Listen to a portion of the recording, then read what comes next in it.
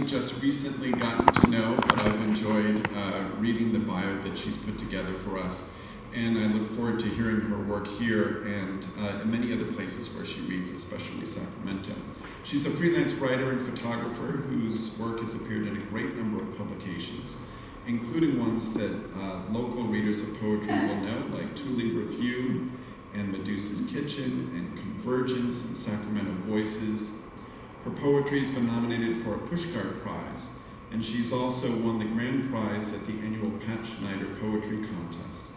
She fronts, meaning she's the lead singer and spoken word artist of the Soft Offs, which is a spoken word jazz blues beer band that takes the written word from the page to the stage, as I'm always encouraging my students to do. Bill Gaynor is a big fan of hers, saying that Laura Martin, soloist or as part of a group, finds herself in front of an ever-growing audience. She is a talent in full bloom. Let's see Laura live up to those remarks. Ladies and gentlemen, here she is, Laura Martin.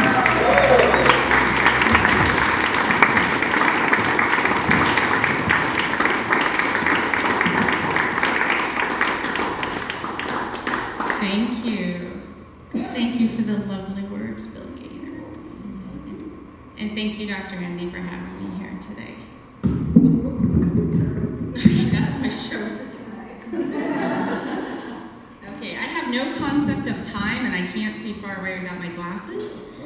So yeah, when I've got about 4 more minutes, can you holler at me? Because I want to make sure I get one in at the end.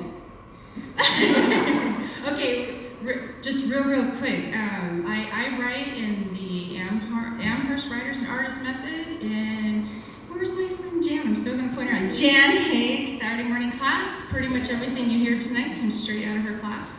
A couple of we have anthology that we do once a year. These are $5. I have a couple versions. They're back there. We've also got some zombie haiku for absolutely free. Make sure to gather those back there and scatter them like seeds. The directions are on the back. And there are also playbills for the Soft Offs upcoming gig, December 6th. At the Poetry Center. We are raising money for the Weed Library. My hometown is Weed, California. You hear some weed stories tonight. And Weed kind of burnt down in September, and the library burnt to the ground. So that's where I learned how to read like older books that had naughty things in them, and I was only like in 5th grade. So we want to make sure they rebuild. Not that I ever underlined things. Judy Blume's Forever book comes to mind. So, okay. So most of these things I'm reading tonight have music behind them. So come on the 6th and you can see music behind them. This first piece I'm reading is called Goddamn. I was 20 years old the first time I ever said goddamn. It fell off my tongue like an overripe peach I waited too long to pick. A small bruised thing that still had one sweet spot of delicious left. I didn't even say it out loud. I whispered it out of the meekest part of my throat, and it felt good. It felt like relief. It felt like kicking legs around in the water while floating inside an inner tube at the lake on a hot day. It felt like the best thing I ever tasted. Better than Almond Joy, better than chocolate ice cream, better than grilled steak, well done, charred on the outside, smothered with garlic, salt, and butter. It felt like the best Christmas ever. It felt like permission to unpinch all the times I pinched myself to see if I was real. It felt like reassurance I was human. I said it, and I didn't go to hell. I was a little scared I was going to go to hell, but I woke up the next morning, and I was not in hell. And the next day, and the next after that, I still was not in hell. Only a few smatterings in my life had I heard that word spoken in our household. Not spoken, really, rather escaped furiously from behind my father's gritted teeth and peeled back lips, a ferocious, angry rush of a hot furnace boiled over, an explosion of wicked consonant and vowels, immoral syllables, a monstrous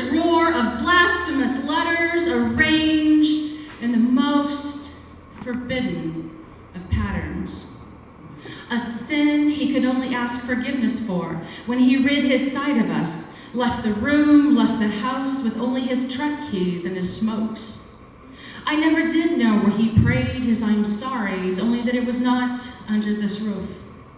I do not know how he made peace with his maker over these errant slips of sinful utterance. I do remember he would not look at me, he would not look at my brother when he commanded, do not say these words. I do remember him pointing his cigarette at us when he commanded, do what I say, not what I do.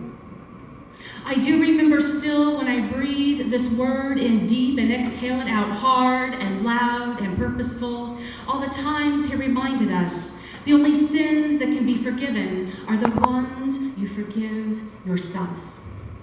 Thank you.